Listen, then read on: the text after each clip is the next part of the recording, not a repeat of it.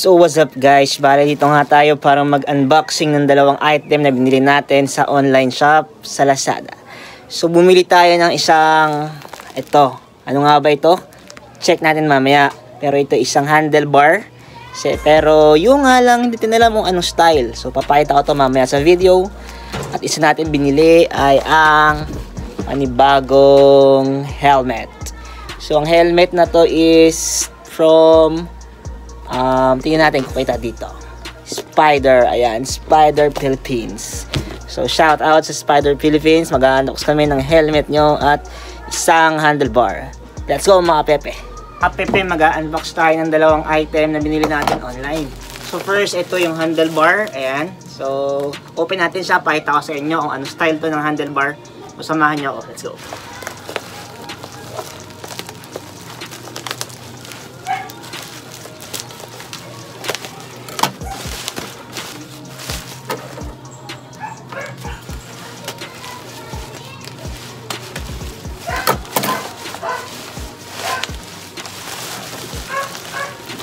Ito siya mga pepe, from, ayan.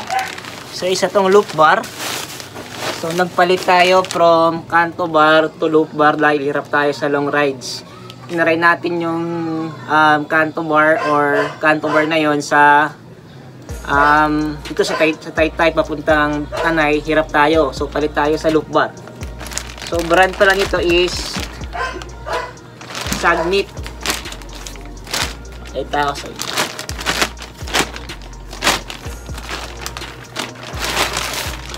Ito mga pet. Sagnit, naka-front cam lang kaya baliktad yung letters pero Sagnit yan na loop bar. So binili siya during sale. So halagang 700 plus lang to. Gravel Pro nakasulat dito mga pepe.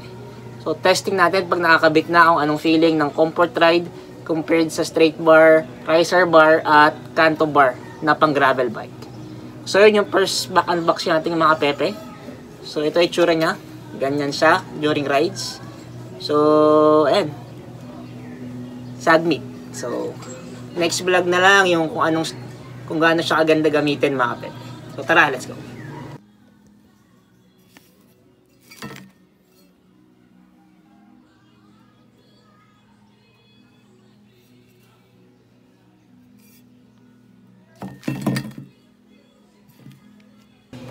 Ayan. So next natin i-unbox yung helmet naman from Spider Philippines. Umorder tayo sa Lazada. Ang ano ko lang sa shipping is wasak-wasak na yung box. So doon lang tayo hindi nagandahan. Pero open natin, pakita ko sa inyo yung itsura nito. Anong style ng helmet na to mga pe. So in brief view is Spider Cadence nga to mga pepe. So tignan natin, let's go.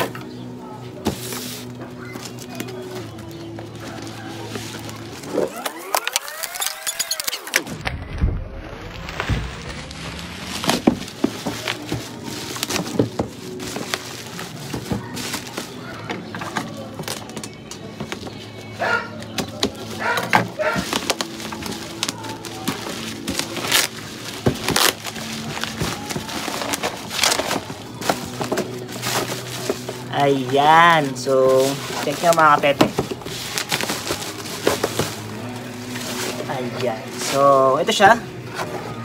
Ang box niya, Spider Philippines design.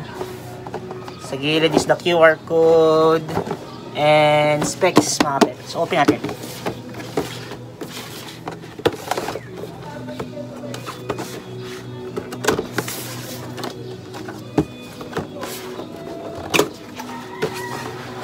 Pakita ako, lalapit ko para makita nyo ang itsura. Ayan. So, pinili natin variant is white dahil wala na, ubos ng ibang design and colors.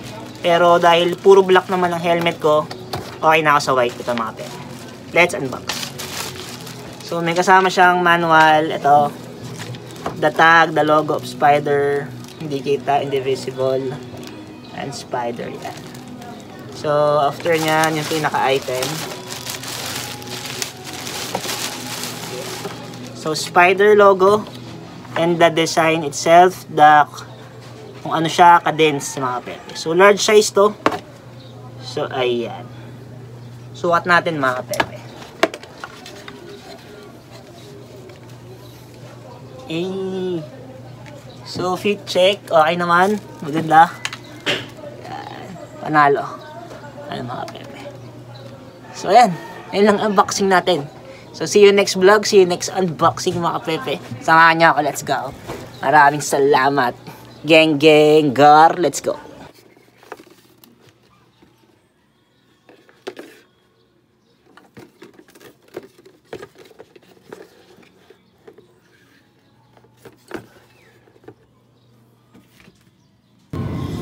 Pala yung specs niya mga pepe sa ventilation system, air vent, stream, ultra absorbent liners, so sweat stop I mean, yan. Tapos sa skin safe, hypoallergenic strap na niya. Sa eyewear compatibility or compatible, pwede siyang maglagay tayo ng salamin habang nagra-rides. And in-mold technology niya na Pro Race. Tapos pasado rin siya sa standards ng ating ICC or basta yun. Let's go mga pepe.